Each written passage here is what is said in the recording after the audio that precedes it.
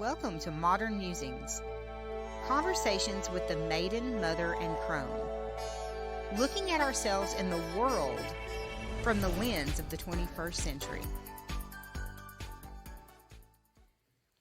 Hey, and we're back. How's everyone doing today?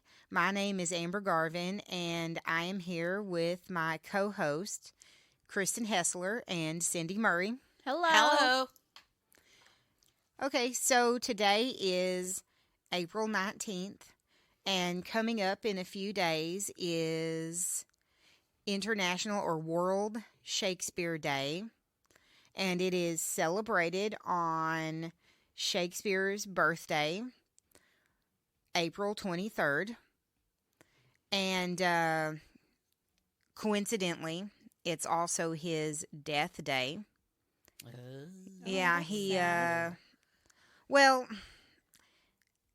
I guess they don't really know when he was born. There's no record of his birth. But he did die on April 23rd. And so he was baptized on a certain day, like April 26th, I believe. And so it's just like I think they typically make that presumption. Yeah, that he was. Yeah, they presume that he was born a few days before that. Plus, he died on April 23rd. Right, because they so would that's christen a baby shortly after they're Yeah. born. Okay, Yeah. that makes sense. Yeah, so it's just like a very popular opinion that he was born on April 23rd because he died on April 23rd. Okay. So, I'll in buy case- that. Whatever. yeah, You're in the case expert. you didn't know. So, I just want to come on here, and since it's April and I celebrate Shakespeare's birthday every day, I just wanted to come on here and Every day. Literally every every day. day. Okay, She does. actually, I do. But Would that be a Shakespearean slip? Okay. I celebrate it every year. Oh, I need more coffee or something, or less coffee. I don't know. So I celebrate it every year with my students, and so I just wanted to briefly talk about it. We always read every year in my class. We read a Shakespeare play, depending on what grade I'm teaching. And so, always pretty much in 9th grade, we read Romeo and Juliet. And just this year, with my seniors, we read Hamlet. And I took them to see Shakespeare in the Park, Hamlet, which was a pretty awesome experience. They really enjoyed it. And for the most part, they even enjoyed Hamlet. You know, it's not my favorite play. But, just wanted to give a shout out to Shakespeare and tell him how much I love him on his birthday coming up. No, y'all know I really do. Like, no, if you know me, you know I love Shakespeare. I have multiple Shakespeare t-shirts. I have multiple Shakespeare posters. I give Shakespeare references all the time. So, yeah. So who's your main squeeze then? Is it Shakespeare or Edgar Allan Poe? Oh, no. I have to you can pick. choose only Yeah, one. who's your side chick? My side chick. Oh, my gosh. Side chick. So, Who's your main squeeze and your side chick? so I say that I have a lot of Shakespeare t-shirts and a lot of Shakespeare paraphernalia, but I have to honestly say Shakespeare, I have more Edgar Allan Poe paraphernalia. But Ray Bradbury's up in there. Oh, I love Ray And Bradbury. Stephen King also. Mhm. But yeah, no. She I likes want to the say dark stuff. I do. But I actually, the funniest thing, and I'll post this on my blog, a picture of it, but I have a shower curtain that was recommended me to buy by my coworker Becklin. If she's listening, hi Becklin. But anyway, it's called the Great American, or the Great Writer, or the Ultimate Writer, like Ultimate Fighter, but Ultimate Writer. And Shakespeare is Edgar Allan Poe is punching out Shakespeare. Oh. Yeah, Okay. In the shower curtain. So everybody that comes over to visit is always like, "Wow, your shower curtain." I remember Jason seeing it for the first time. He was like, "Something like that exists," and I'm like, "Well, if it exists, I'm probably gonna own it." Which has been kind of an on because I'm planning my wedding. It's been an ongoing joke between my in-laws and I because yeah. Because Jason's dad was like, there better not be any ravens at the wedding or pictures of Edgar Allan Poe. Oh. And so my sister-in-law, Jessica, finds this stand-up cardboard cutout of Edgar Allan Poe on Amazon. And she's like, I'm bringing it to the wedding. And then, so that's been this ongoing joke of like, yeah, Poe's going to stand up there with us. We're going to get him his own seat I and was gonna everything say, like put that. him in the audience, sit him down in Yeah. a chair. No, honestly, like I don't think my father-in-law listens to this podcast, but I mean, don't be surprised if Poe is at the wedding. That's funny. But That is funny. yeah, I know we're talking about Shakespeare, and I wanted to open it up to you guys. How familiar are y'all with Shakespeare? Do y'all like Shakespeare? Do you read Shakespeare? Do you watch any Shakespeare movies? Do you even understand? I know y'all do, but I had a great English teacher who loved Shakespeare. And so I had her for 3 years in high school, 3 different levels. And I swear, sometimes I feel like that's all we ever read. But she instilled a love of Shakespeare, because we read it and we did it very slowly, and we usually used an annotated copy. Mhm. So that helped, us poor West Texas bumpkins, understand yeah, the it's story. always nice to have that. It is, and it was good. We read Hamlet, we read Othello, we read Macbeth, we read several of the sonnets. Mm-hmm. Oh God, I'm trying to think what all we read.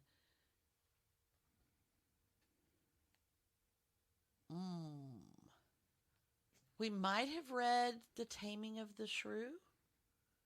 Yeah, yeah. So my love of Shakespeare also, well, it didn't really come from high school, although my senior year English teacher, and if anybody that I went to high school with is listening, you know exactly who I'm talking about. Miss Hughes, she was everybody's favorite English teacher. And she also loved Shakespeare. Mm-hmm. And my senior year, we read Macbeth. And I can still see her like up there talking about it. And I did that year fall in love with Macbeth. And to this day, Macbeth is my favorite Shakespeare play. And Hamlet was part of our curriculum, but I normally teach Macbeth to the seniors. But yeah, by far, Macbeth is my favorite Shakespeare play, and it was because of my teacher, Miss Hughes. And she just made it very relatable, very understandable. And I remember this massive mural project that my friend Stacy and I did, where we drew huge life-size pictures and quotes of the 3 witches, and we added the queen of the witches also, who had like one little brief part in the play. And so we drew like body pictures of all of our friends and then turned them into witches.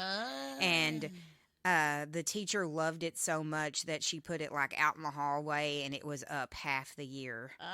And that's one thing I remember about senior English. Well, that, and she really like opened the class up because we had mandatory reading, but she really opened up the class to like reading new things. Mm-hmm. And she had like this, and I wish I still had it, but she gave it to me, and it was like everything that should have read by the end of college. It was like this Oh. massive list, and I kept it with me forever, and now I have no clue where it's at. But it's very similar to like the, what is it, 1,000 books you should read Yes, before you die. yes, which I It love. was, Yeah. it was I very think it similar has to the that. complete works of William Mhm. Shakespeare listed there. Yeah. But, yeah, I have not read the complete works. I just remembered another one though while you were talking. A Midsummer Night's Dream. Yes, And I yes. do love that one. I just read that is actually the most produced play. Oh, really? Shakespeare. Yeah, play. it's definitely Right, like a right. lot of people really like it, and it's good for all ages, Yeah. pretty much. Like it's got fairies and satyrs, yeah, and everything like that in it. So like the kids really love. Yeah. And I want to say like so yeah, my senior, I do credit Miss Hughes for the love of it, but then like when I went into college and I started going to TWU, and I had to take a how to teach Shakespeare class. Ah. And it was very interesting because I had there was a little tiny teacher. She was little tiny, and her name was Miss Casper, and she was like told us, she was like, if you don't love Shakespeare by leaving this class, then go and ask for your money back. And like that was a big Wow. promise to make, like that's a big at the boast, beginning of yeah. the year.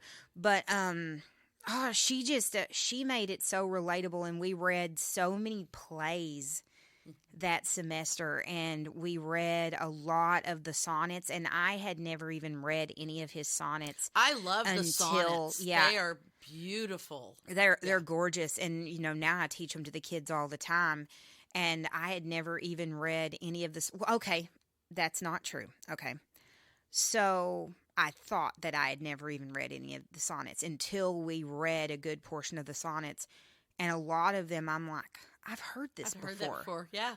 I've Yeah. heard like so Shakespeare's sonnets, nature's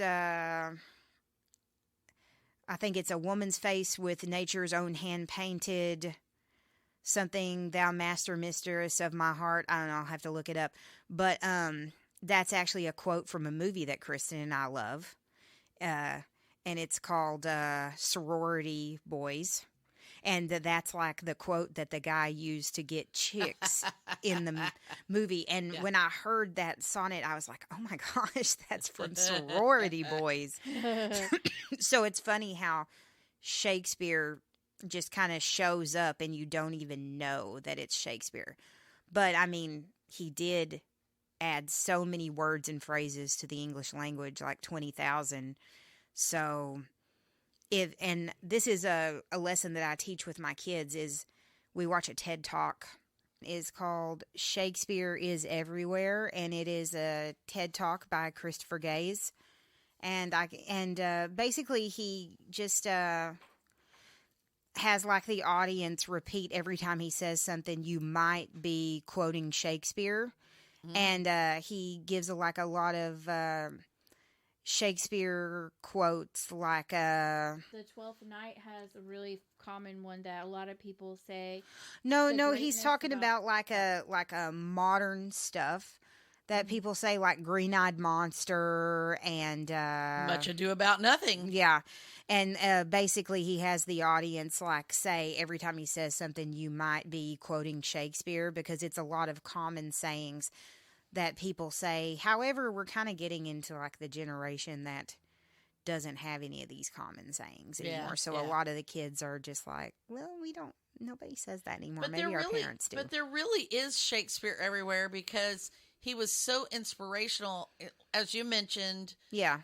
adding words to the English language Uh-huh. Prolifically, Yes.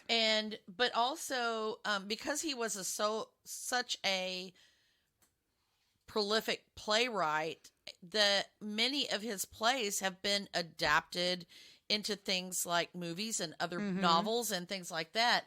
Some very popular movies. Yes. Very popular movies that might surprise a lot of people. I was just looking at a few of those. One that always comes to my mind is Taming of the Shrew, which has inspired everything from 10 Things I Hate About You to Pygmalion, George Bernard Shaw's play Pygmalion, which also inspired My Fair Lady, which many people are familiar with. I'm trying to think. Definitely like the rags to riches type thing, or like the taming somebody somebody that's Pretty classless. Woman. Pretty Woman. Yeah, exactly. Yeah. Yes. Romeo and Juliet obviously has inspired a lot of people. Though these are some of the most common ones we know about.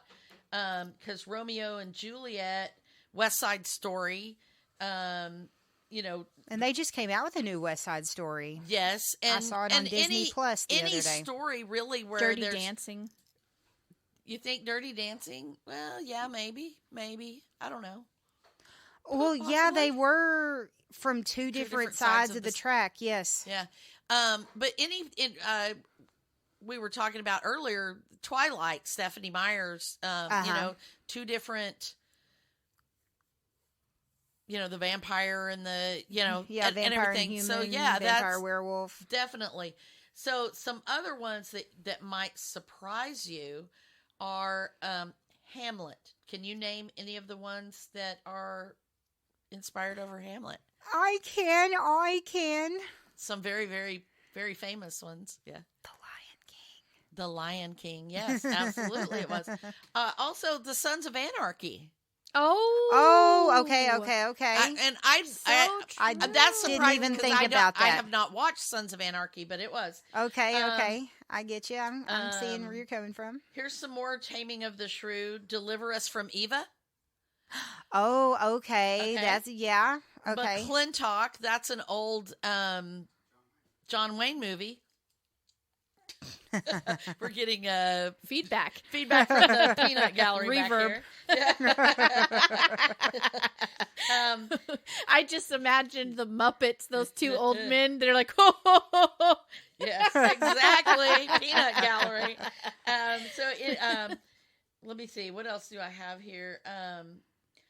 Macbeth inspired Akira Kurosawa, the famous Japanese director. Throne of Blood. He also inspired. There was another one. King Lear was the inspiration for his movie Ran, or Ron. I think it's pronounced Ron.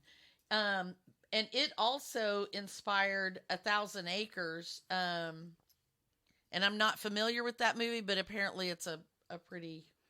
It's an older one. Yeah, King Lear is about like he's a king and he has all of these daughters, and so, none of them can inhrit his throne. That's so that's kind of like 1,000 Acres is. That's the story. It's a bunch of daughters, wanting to inherit the 1,000 acres. Yeah, and then Henry IV and Henry V were the inspiration for My Own Private Idaho with Keanu Reeves and River Phoenix.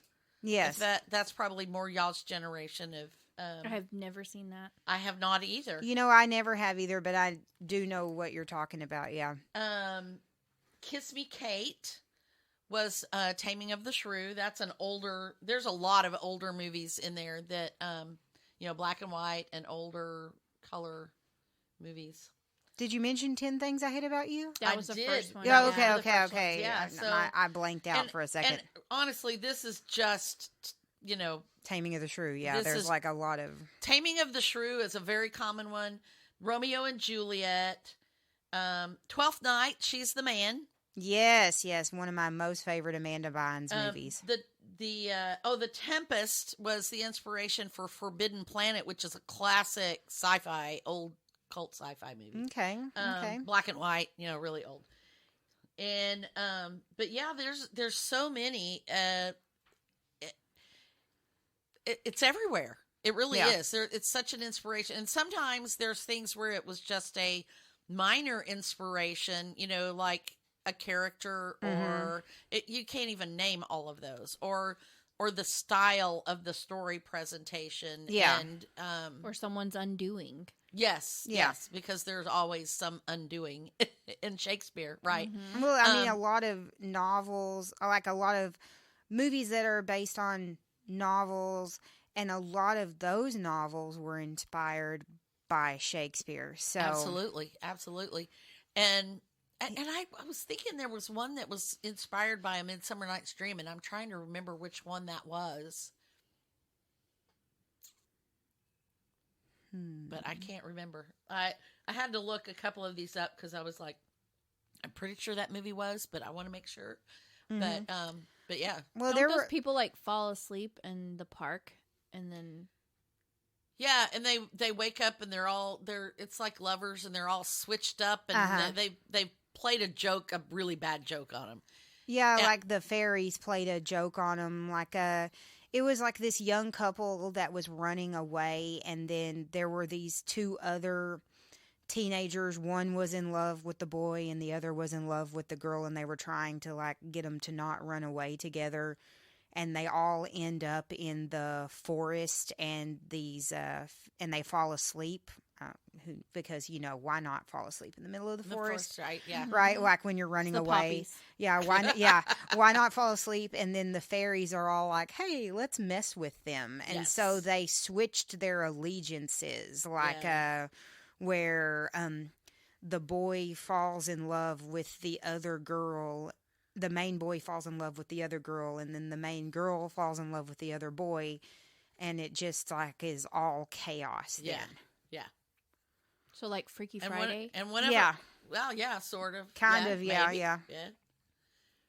But Yeah, then, that's like there's my also favorite one of them story winds plot. up with a donkey's head or an Okay, axe. so there is Oh, a second right. storyline going on in this play as well, where there's an acting troupe Oh, that yes. ends up in the forest for some reason, Yes. and the queen of the fairies falls in love with the the- main guy. Yeah, and so she wants to turn him into a fairy or an ass, so to Yes. speak. So she kind of turns him into a donkey, and basically it's like to get back at her ex fairy husband Yes. Puck. Yes. Yes. Yeah. Puck. And not don't Yeah. they end I up was saying falling? Pan wait, earlier, and don't- but It's it was Puck, yeah. Don't they have wreak all this havoc and then they end up kind of falling for each other at Yeah. the end? Yeah, it's Yeah, kind of like yeah, Mr. like and they Mrs. get Smith.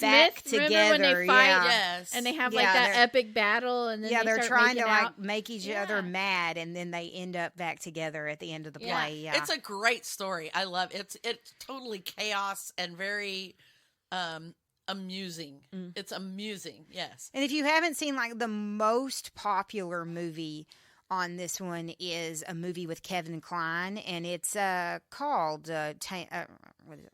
Not Taming of the Shrew.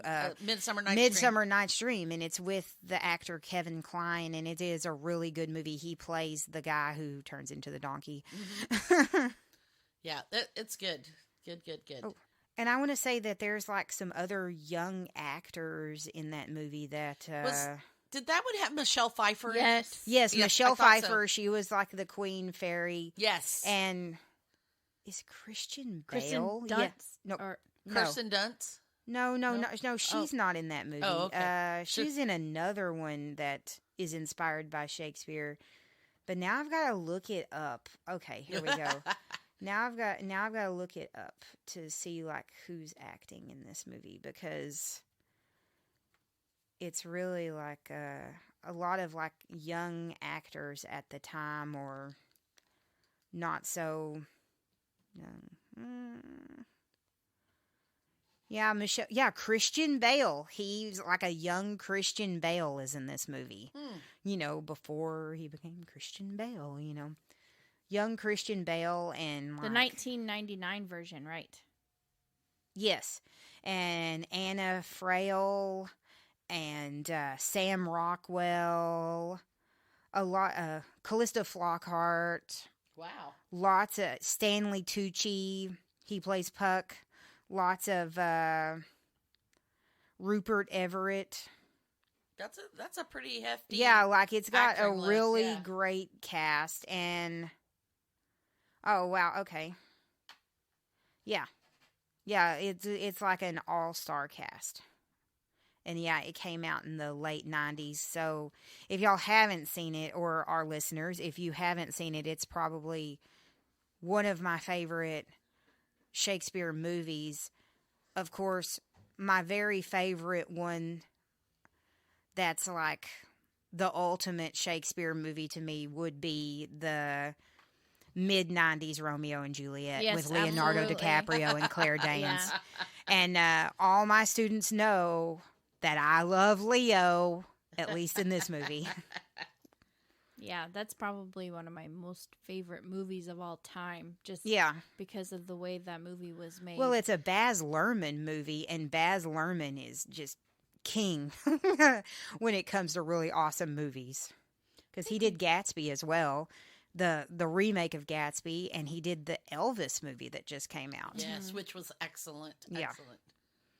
So, that's the Shakespeare shirt that I wear all the time is Leo and Claire first meeting on, and I wear it everywhere. And people like our age will come up to me, or a little bit younger, a little bit older, and they'll be like, that is the movie that made me fall in love with Shakespeare. Or that was my ultimate teen movie. That was my favorite movie in high school or middle school or whatever. Like, people will just off the street or at Walmart even, and I'm wearing that T-shirt, they'll come up to me and they're like, yeah, that movie made me love Shakespeare. I think it would be cool if more movies were written the way that Shakespeare writes, instead of just like people Updating just talking. it. Yeah, Yeah. just people just talking like blah blah blah blah blah blah blah. I don't know, because I feel like when you watch that movie, you like have to watch it really closely and listen very closely and like pay attention. You know.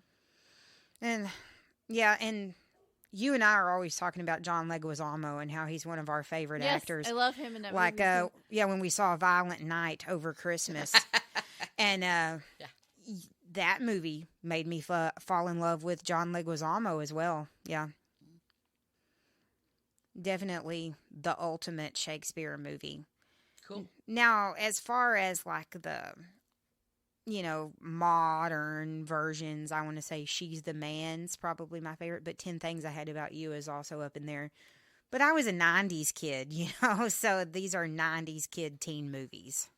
Right. Yeah. So, Kristen, what about you? I know you said the Romeo and Juliet movie was your favorite. Like, did you read Shakespeare in school? Oh, yeah. So I believe the way my high school literature was set up was we were supposed to have like American literature one year, and then English or like British literature, whatever you call it, and then like world lit and something else. I don't know, composition or something. But it seemed like we read Shakespeare every year. Mm-hmm. And I'm trying to remember when we first started reading it. I may have actually started before high school. I can't remember. Maybe because 7th or 8th grade? Possibly. I feel like there were some repeats because, in a big school where I was at, every teacher was doing something different. So in every grade. So like some classes would read things like Hatchet. And I never read that, but oh my gosh, I think I read Romeo and Juliet like 2 or 3 times, and we read Caesar twice in 2 different classes. And I liked Julius Caesar. That was probably one of my favorite because it was actually something that was like a relevant like person that I could go and like read up more on. Right, Well, yeah, right. and then the Yeah, whole and it was theme of very backstabbing, historical. like best friend Well, and backstabbing that you, wasn't that's even universal. it. I love like Roman history. Like I've always been obsessed with Roman history, and so I enjoyed that one. Well, maybe you check out Titus Andromedus then. Yeah, yeah. I was looking at that. I was like, oh, cool. That's like one of his first plays. And I was like, I don't even know what that's about, but it sounds Latin. But I did like that. Et tu, Brute. That's like the one line I know. Beware the Ides of March. Yes, and I remember Yes. that Yeah. too. We actually celebrated the Ides of March in my Latin class Nice. that year. March 15th, I believe. 14th. 14th? Okay. Yeah. And I have all of those like weird dates in my Yeah. calendar, and I mention them Yeah. when I'm Right. Oh, you have to. You're a teacher. But I do have to say, when I went to college, my that was English composition, but we read in that class too. We did Much Ado About Nothing, and I actually was not much of a reader then. I was one of those kids that just kind of like, oh crap, I was supposed to read this book before we take a quiz today, and I would just like skim through the chapter and just like, go by the skin of my pants. Was that the class I was with you in? Yes, we both had that class. Oh, okay. And Wow. I actually read that one front to back. Even though I didn't understand anything I was reading, I let my eyes go over every word, and I attempted to read it. And that one was probably the easiest one to read. I felt easier than Shakespeare. I didn't need like too much explaining, and I actually got some of the jokes in it. So I was like, okay, yeah, I remember now, like the Dogberry jokes and stuff like that. Like, she really did a good job explaining that play. Yeah. And then watching the movie, I was not like, oh, that's what that meant. I was actually like, oh, this is the part where, blah, blah, blah is about to happen. And so I did like that one. I actually have thought about, now that I'm older and a lot more well-read, going back and reading that one again. Just as an adult, I feel like you appreciate things a little bit different. Like watching Charlie and the Chocolate Factory as an adult versus a kid, yes. So I do want to go back and read that one again. But I know that the sonnets, I have no experience with the sonnets. So you guys were talking about the sonnets earlier, and I was like, I can't think of any. I just remember love sonnets. Okay. Oh, 1,000 Love Sonnets? Yeah. Hold on. I want to get, like, the names of these, like, really awesome ones. Shall I compare thee to a summer's Yes, that day? one. Yes. That's 18. Number 18. Yeah, that's the one I think I remember reading in school, or, like, talking about in my literature class. Yeah, so you were talking about the sonnets, and one of Shakespeare's most famous ones, and I teach this one every year, but I had to look up the name of it, but it's what was it? Sonnet 18, Shall I Compare Thee to a Summer's Day? And even Christopher Gaze reads that one in the Shakespeare is Everywhere really? TED Talk. Yeah, and he kind of goes in depth with it because he has this theory that Shakespeare wrote that about his son that died. However, when I was learning about the Shakespeare sonnets in college, my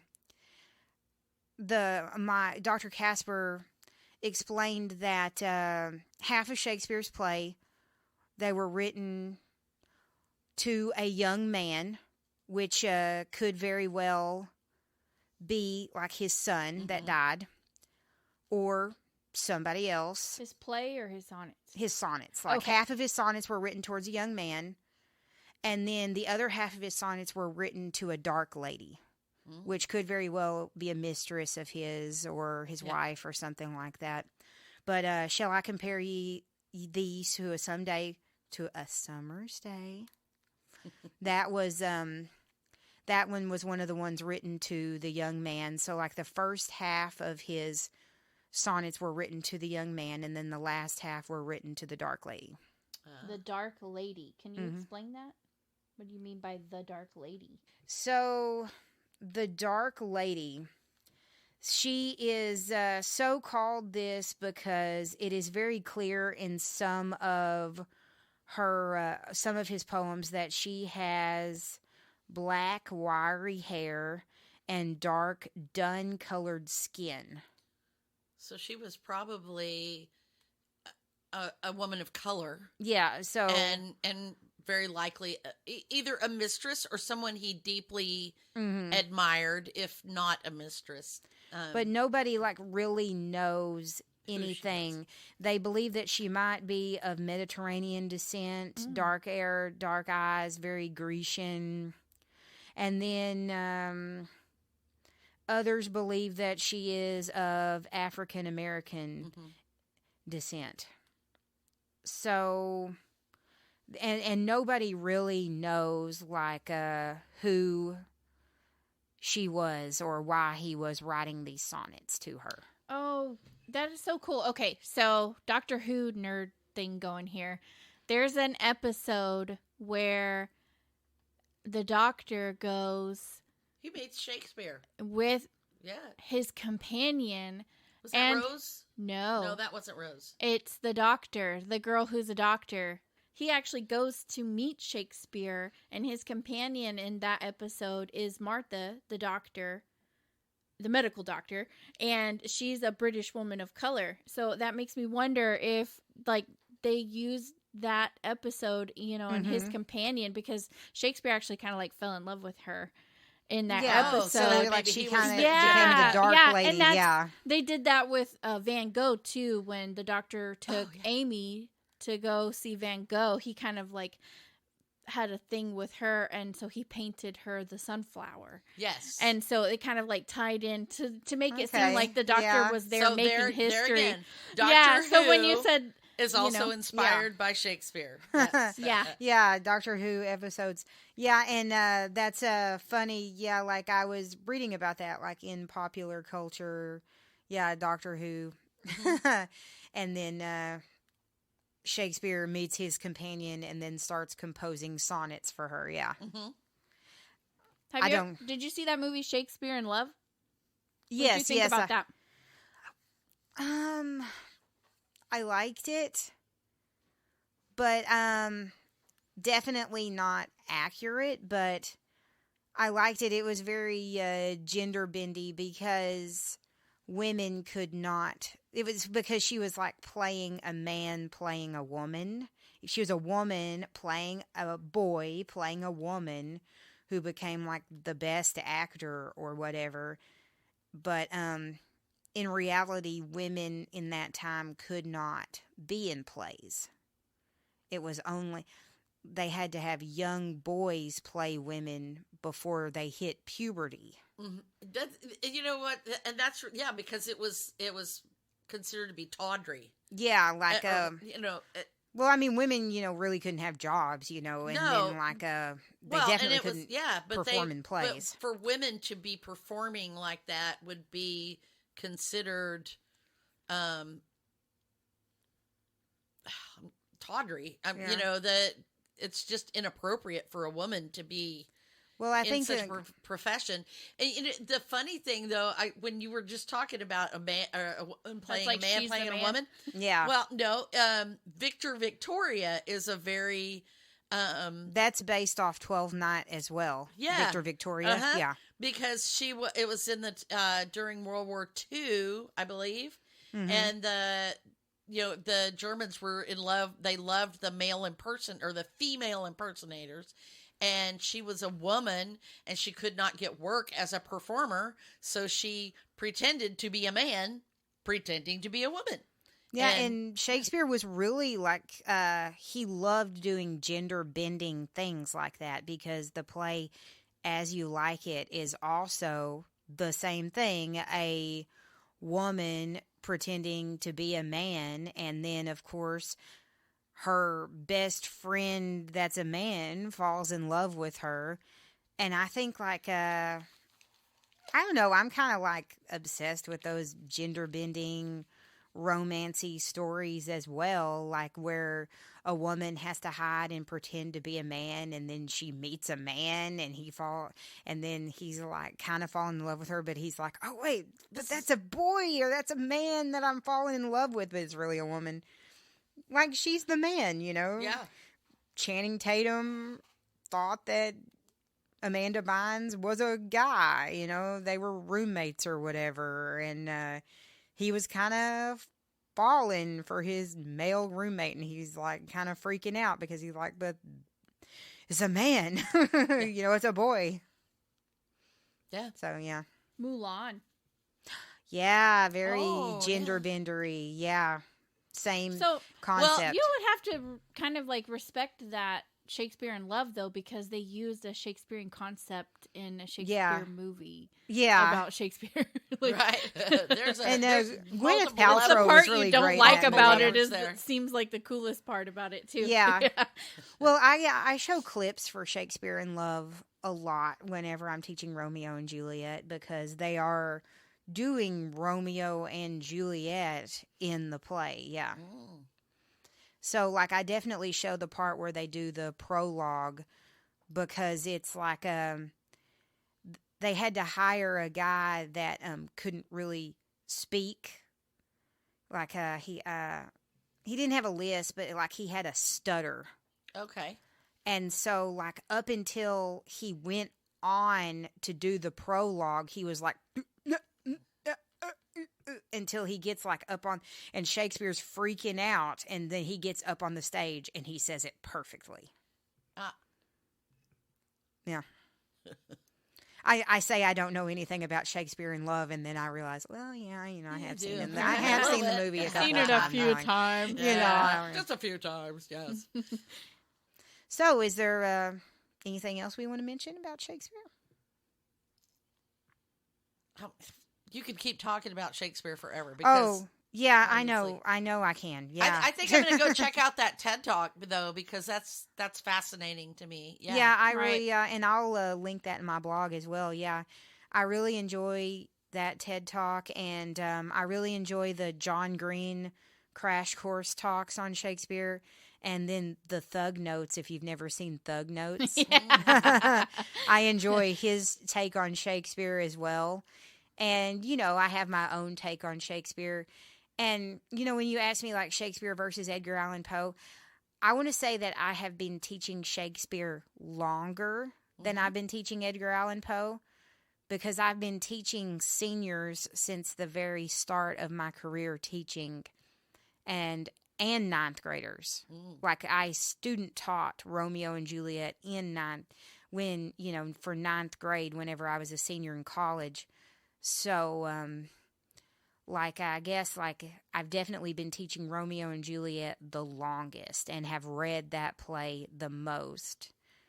And of course, Macbeth is always my favorite. That's the one that I've been teaching the second longest. So I have definitely I didn't really start teaching Edgar Allan Poe until I started teaching 8th grade, which hasn't been as long as I've been teaching ninth grade. So probably my most favorite to teach is Shakespeare over Edgar Allan Poe. But I do some cool stuff with Edgar Allan Poe as well. But teaching Shakespeare is just kind of like riding a bike, I guess. It's just something that I know with the back of my hand. Very cool. Yeah. And like you in the gardening podcast, where you were like, I'm kind of inspired to garden. I'm kind of like, I might be inspired to read some Shakespeare.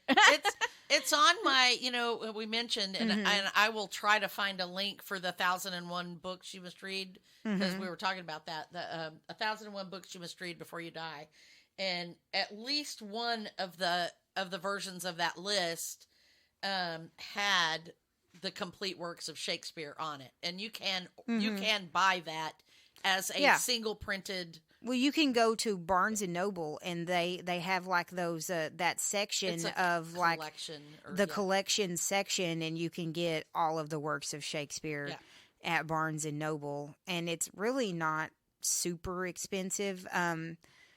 Not this last Christmas, but the Christmas before, and I had not a complete works of Shakespeare that my cousin had given me when I was in middle school. But and I never owned a complete works of Shakespeare, but Jason actually went to Barnes and Noble and got me the complete works of Shakespeare our first Christmas we spent together because he took the time to look on my bookshelf and see that I didn't have the complete works of Shakespeare. That's cool. All in one volume. I had a play here and there, paperback, but I didn't have the complete works of Shakespeare. So that was pretty cool that he did that. And definitely, if you're going to read an individual play, I would say check out the Folger Shakespeare Library version.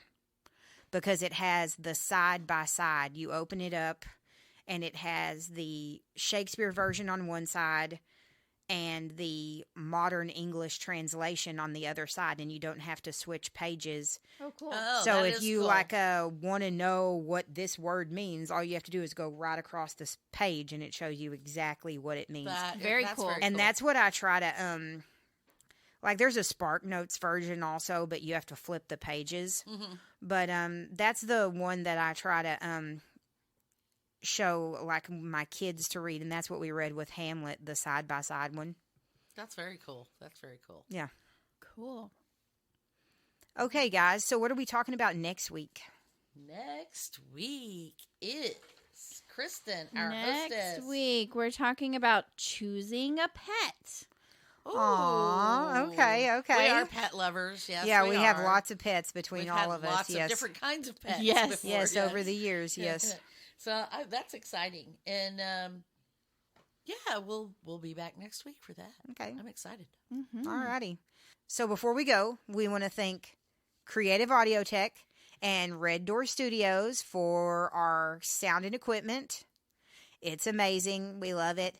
And we want to remind you that to check out our Facebook page so we can continue the conversation, MMC Chat. And don't forget to check out our blogs. Give us a like, give us a subscribe, share us with your friends, and send us an email or something because we want to hear from you. We want your ideas on future topics. We want to know what your favorite Shakespeare play is. So talk with us and we Yes. will not see you, but Be back. be back next week. Bye. Bye.